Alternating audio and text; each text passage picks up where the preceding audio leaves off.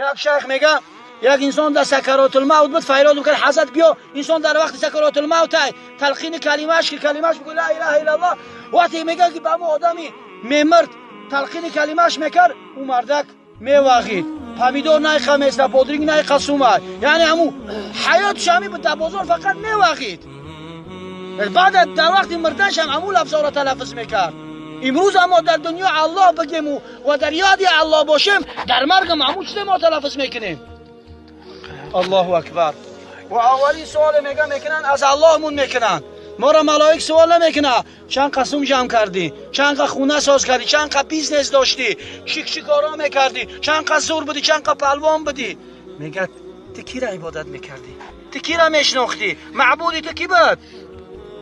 و دیوم سوال میگه که من مدینک، یعنی دینی تو چیست دین. و سوال سومی چی میگه که من نبیک، یعنی پیغمبری تو کی بود. الله اکبر. پیغمبری تو کدام پیغمبر پیروی میکردی. امروز هر یکی ما را در امتی کی، در امتی محمد صلی الله علیه و سلم. آیا با یک گفتن که من از امتی محمد صلی الله علیه و سلم هستم کافی است؟ نه والله. با یک گفتن که من از امتی محمد صلی الله علیه و سلم هستم این کافی نیست. سنت های پیغمبر را زنده میکنی.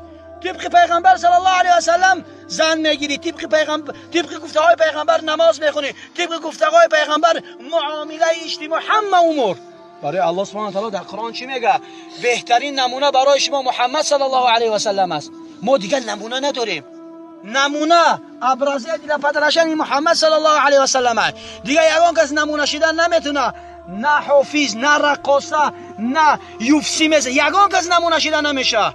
عبرت باید از محمد صلی الله علیه و سلم بگیریم. نمونه باید. و محمد کی را شفاعت میکنه؟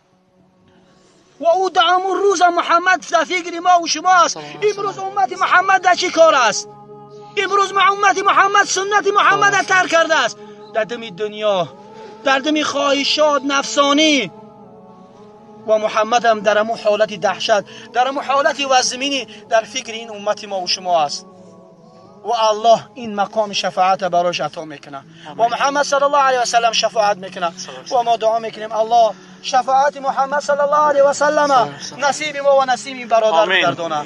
و الله دعا میکنیم یا الله دعای ما را به درگاهت قبول فرما. یا الله اگر ما چی گناه ها داشته باشیم گناه های ما را به رحمتت مغفرت بکن. یا الله قبر این برادر پر نور بگردان. یا الله قبر این یکی از باغهای جنت بگردان.